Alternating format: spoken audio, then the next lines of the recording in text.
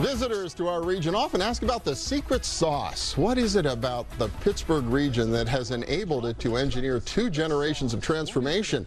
One that began in the 40s, focused on cleaning up the smoky city, and the next on creating a more diverse economy in the wake of the collapse of the industrial base in the 80s. Well, one key ingredient certainly has to be an unusually high concentration of philanthropic foundations, several of them founded in the 1940s at the beginning of the Pittsburgh Renaissance. Recently, the Johnson Leadership Institute at the University of Pittsburgh honored the leaders of 2 of them, and they're here with us on this Easter Sunday morning.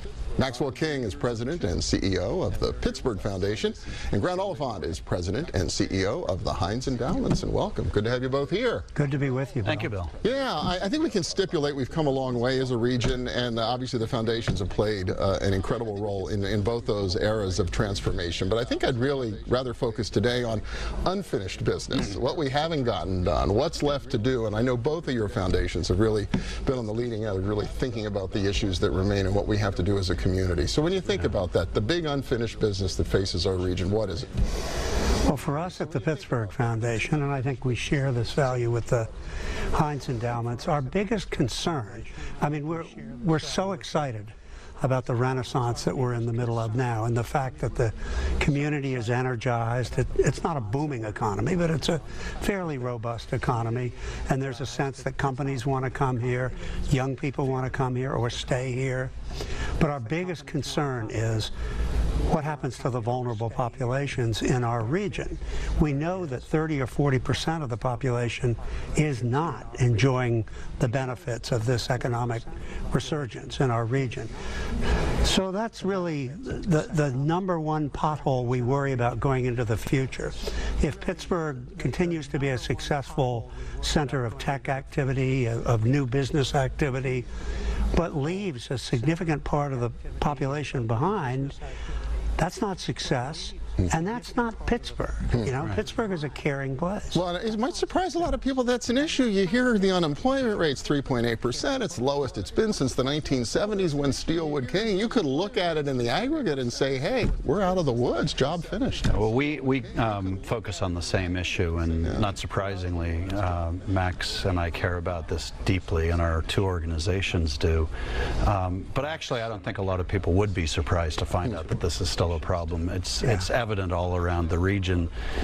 We have deep problems with racial divides in this community. We have deep divides of opportunity between people who have access to it and people who don't. People who are part of the economy that we're creating right now, and people who aren't in any way connected to it. And I would actually say not only is it a question of it not being right to leave folks behind, but I actually don't think Pittsburgh will get where it needs to go, period, if we don't figure this out. We will not be seen as a place that the dynamic, diverse population that we need to be part of the 21st century economy will not move here or want to stay here if they don't feel welcome here. And that's important work for us to do. Yeah, do you have a sense that we're figuring it out? I mean, are there areas where you think, God, we should double down on that, we should work harder here, because these are the buttons we could push that could really make a difference if we all did it together? Well, I think each one of our, not just these 2 institutions, but the various foundations and nonprofits in the community do focus on different aspects of the problem. And for us at the Pittsburgh Foundation, we have chosen to particularly focus on youth at risk. The so-called school-to-prison pipeline is really alarming. Kids who get in trouble in school and end up in the juvenile justice system. And then the other target population we've been focusing on, single-parent families headed by women. 70% of them are living at or near poverty in Allegheny County. 70%? A shocking statistic, but when you think what it takes to be a single mother or grandmother, try to work a few jobs and raise children. So that's where we're focused. And with just Pittsburgh, I think the Heinz Endowments is focused on some things that are parallel but a little bit different. Criminal justice reform is a big part of what we're focused on as well, but we look at the continuum of challenges that people in the community face in terms of having access to equitable employment and an equal education as well. We're very concerned about what happens with kids in school, but we're also concerned about opportunities for jobs that they have when they get out of school, training for that type of the type of work that we need them to be able to do to build the economy we want to have. But this extends out beyond the obvious things too, and it gets into the broader picture of challenges that we still have. And by the way, since we're talking about this, I do want to say it's a great time to be doing this work in Pittsburgh. Pittsburgh is in a fabulous place. Yeah, I was going to ask you, what gives you guys confidence? Well, and we can come back to that, but I would much rather be, we're in a period of momentum and possibility, and I would much rather be doing this work now than 10 years ago or 15 years ago when the region wasn't moving. And it's much easier to make change when a system is in change. So we have that opportunity, but we have challenges as a region that we really still need to own up to, and I would put air quality still as top of that list. You know, as a region, we continue to have to be in the bottom 10 for air quality in the country.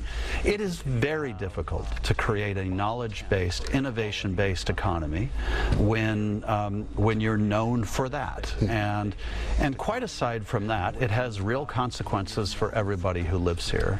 And we should care about the health of tens of thousands of people who suffer from everything from asthma to heart conditions as a result of exposure to environmental toxins. And by the way, the people who are most often exposed to that stuff tend to also be the poorest and the people that we're talking about on the equity and justice side of the equation. So it comes back around. Water quality would be another area that we have work to do, and where we can get better. And I think the caliber overall of the education that we're providing our kids can continue to get better. You know, we all recognize that we're entering an economy that is brutal in terms of the expectations that it has, the necessity that kids coming out of school today are going to be looking at a set of jobs that 40% of which will be gone in 20 years. The fact that they have to prepare then for a set of skills that they can't even predict what they might be. We have to be preparing our kids for that, and I think we have work to do in that area too. You know, Grant mentioned air and water quality, and for me that surfaces sort of a fork in the road question for Pittsburgh. We've built the last 15 years of the latest renaissance on the narrative that we're a high-tech, very livable, and very environmentally aware community, and that's attracted companies, it's attracted young people, and it's a great brand. But I think we're still conflicted about our brand for the future. Is it that, or is it fossil fuel-based enterprises? And Yogi Berra is famous for having said, when you get to the fork in the road, take it. And everybody laughed at him and said, well, what do you mean? Do you mean left? But he's right.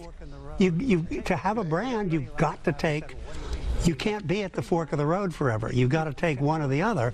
And I think the high-tech, livable community that is very aware of the environmental and climate challenges that our community faces is the right direction to go. All right. Well, to do that, to take that fork, whatever it is, it does take leadership. When we come back, I want to ask you a couple of questions about your experience as leaders and why it is you guys were able to get this great honor from the University of Pittsburgh. So we'll be back with Max King and Grant Oliphant in just a couple of minutes. Please stay with us.